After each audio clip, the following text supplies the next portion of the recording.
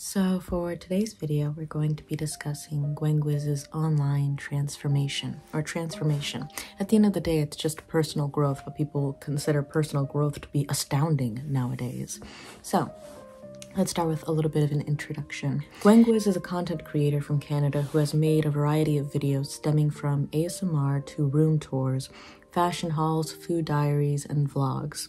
For years, she's treated the internet, particularly YouTube, as a means to document her evolving opinions, lifestyle changes, and life in general. She's remained rather open and candid about her personal struggles, including insecurities around her appearance and her online presence.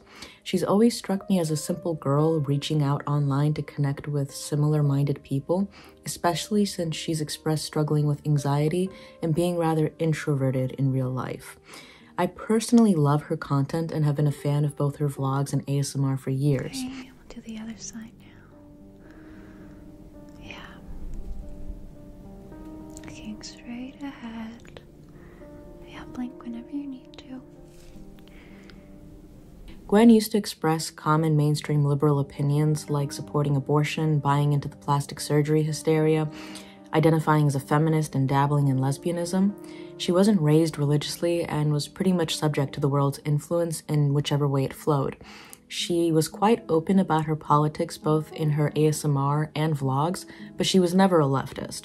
Leftism is rooted in a collectivist, anti-hierarchical, anti-imperialist, and anti-capitalist philosophy where the individual sheds their individual wants for the collective's sake and adopts a purely materialist perspective on life.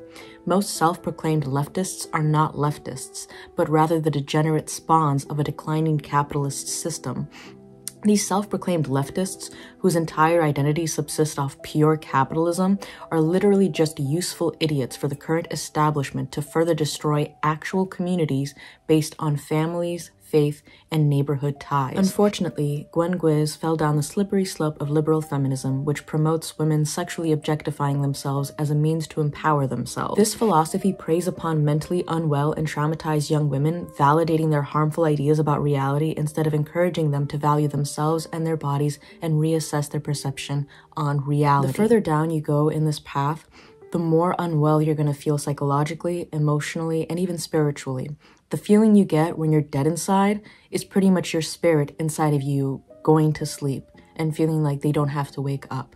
It's basically you as a human being deciding to forfeit your existence on this earth and deciding you're going to live as a ghost for the rest of your time here, basically. Gwiz began an OnlyFans page around July 2020 during the pandemic. She was a victim of revenge porn, where an ex-boyfriend leaked nude images of her online. She was approached by several fans offering large sums if she began an OnlyFans, and she was in massive debt from bad shopping habits.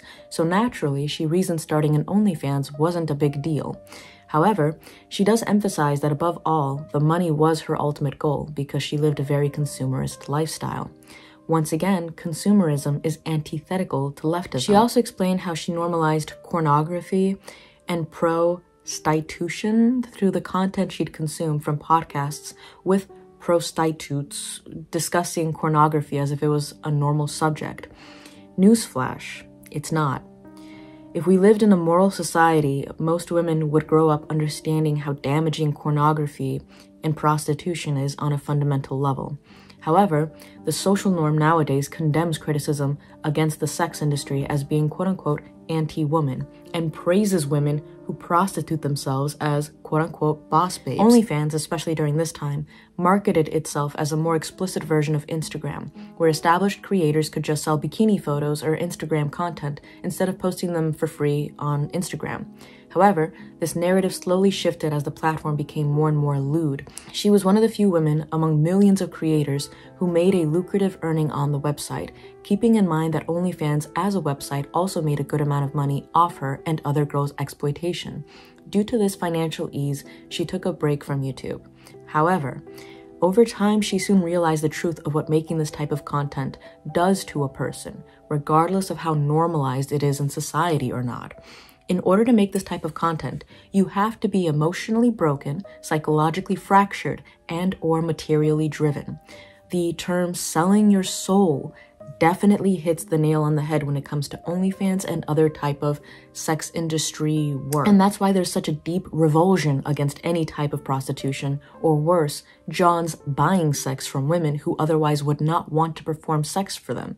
It's like a cancer upon humanity, a slave factory for the living dead. Anyone who praises, promotes, or otherwise tries normalizing this cancer is living in falsity and delusion.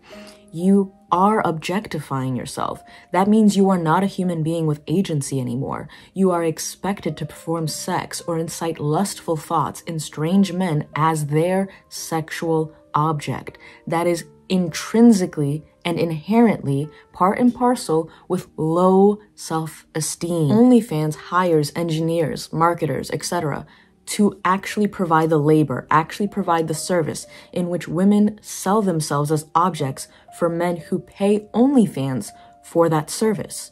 This is the truth for any digital or in real life prostitution. It's not quote unquote sex work. Labor contributes something upbuilding and valuable to society. Pornography and prostitution destroy societies. They always have and they always will. Consuming or creating pornography is psychologically and emotionally destructive. It erodes the fabric of a moral society and normalizes perversions that plague people's ideas of common sense, which is reflected in how it's taboo to shame quote-unquote kink culture, including abusive practices like cuckoldry, CNC, among others. Gwiz discovered this painful truth the hard way and realized the error of her ways. She started normalizing the idea of getting plastic surgery to keep up with the other girls on the platform, her declining mental health, her eroding self-esteem, and a loss of confidence in herself. She couldn't understand why this was happening to her, because everyone around her just encouraged her forward and normalized her perspective. Meanwhile, Gwen, like many others, ignored the more sober-minded voices, warning her against this path, that is, until she started looking for their voices. She started listening to alternative voices who shed light on the evils of the sex industry and showed her a healthier, better lifestyle that solved her personal issues, including her consumerist habits, her declining self-esteem, and encouraged her away from the sex industry, unlike the self-proclaimed feminists who encouraged her into it. She logically realized how and why God exists and became devout in her Christian faith, quitting OnlyFans despite fearing the lifelong financial consequences of giving up what seems to be your only income source, and now encouraging women away from the sex industry and standing as an impressive and strong example of how God can change your life and how no one is too far gone. She goes into detail on her experience in OnlyFans, but also her personal growth in faith, femininity, and life on her channel, Gwen the Milkmaid, which is a reference to how she loves raw milk and her dream of developing a homestead. When Gwen took a stance against her former positions and embraced values, morals, and principles, particularly when condemning OnlyFans, she was met with massive amounts of condemnation from liberals who can't fathom how or why she would condemn the sex industry or her former self. They attributed her healthy, positive change to mental illness, which she was suffering from while doing OnlyFans, and even mocked her for changing, while simultaneously pretending to be concerned for her, a common facade of the spineless and cowardly who masquerade behind kindness to avoid accountability. Nah, babe, I still love you. It's just the way you called me an alt-right lunatic simply because I don't trust the government, prefer holistic medicine, found God, and stopped being vegan. That threw me off a little. But that's because you are acting a little bit like a right-wing lunatic, to quote you. Because you just spend all of your time now promoting this conservative lifestyle and being anti-government. Spend all of your time now promoting this conservative lifestyle. And then on that, like, you know, to summarize her entire character and her entire character arc, she has a few TikToks that just kind of explain who she is as a person. Like, POV, you used to be a pro-abortion, pro-marriage, lesbian feminist. But now you're getting married to your favorite man on earth, love serving him, and can't wait to make lots of babies. You can't really marry a man if you're a lesbian, but you can be queer. You can be bi. Spend all your time out promoting this conservative lifestyle and being... They encouraged and supported her only when she was sexually objectifying herself, which eroded her self-esteem, confidence, and introduced ideas she hadn't before considered. But they blamed, ridiculed, and mocked her when she made a healthy decision for herself.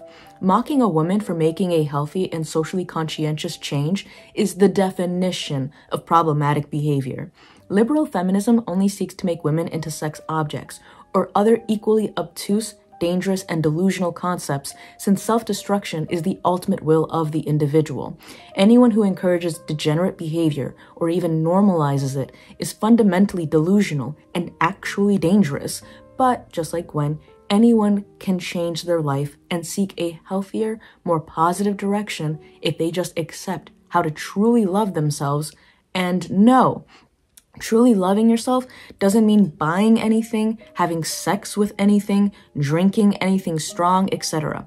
It means looking at well-adjusted, happy people and thinking, I can be happy too. And from the quote-unquote conservative side, Gwen Gwiz was also met with a deluge of mockery, ridicule, and two-faced snark, where mostly men and brainless women condemned Gwen permanently for her past mistakes before finding God. They encouraged her to stay silent and remove herself from the internet if she was truly repentant, which only disservices women who could otherwise learn from her example, and only helps the sex industry further normalize itself on the internet. Gwen has taken the truly conservative position of promoting conservative values for women and sharing her complicated story for the world to see. She stands as a question mark for people closer to the fence who have noticed something wrong with society and are now further questioning what the corporate establishment, from both the sleazy car salesman supposed right to the creepy pervert down the block supposed left, have established as norms in society. Most men on the right are probably recovering corn addicts or still addicted to corn, so a woman like Gwen Gwiz naturally triggers them. However, Gwen looks genuinely happier than ever, more vibrant, more full of life, and I've loved how strong she's remained to share her uplifting story online. She's now engaged to a man whose identity she's kept private and is slowly growing her own homestead. Keep in mind, most men online will claim that a woman like Gwen Gwiz is going to die alone and never find a good man. But frankly, men in real life usually don't care. In this degenerate society, most men understand how perverse the world has become, and most men in church communities actively seek to reform themselves and society at large to become more moral and traditional. A truly masculine man takes pleasure in helping a woman become healthier and more stable because it's part of their protective instinct. That doesn't necessarily mean men have to break their boundaries and date women with histories they would rather avoid, especially if those same men have maintained their chastity and are saving themselves for marriage. However, it does mean that any man who shames Gwen on her newfound path aren't coming from a Christian spirit, but rather having their own neuroses and complexities triggered. Keep in mind, as you judge, so shall you be judged. And plenty of men have destroyed their families over corn consumption and prostitution. Women are waking up to how unsuitable men who consume pornography are for a traditional relationship, let alone building a family. And statistically speaking, men are far more likely to grow old alone by virtue of never settling down. So if you judge Gwen as a self-professed traditional Christian man for her past mistakes, make sure you don't wander into pornographic spaces. Otherwise, you're the active contributing reason why women are selling themselves online. All in all, I'm happy for Gwen Gwiz, and I hope this video serves as a letter of support for her and her future family.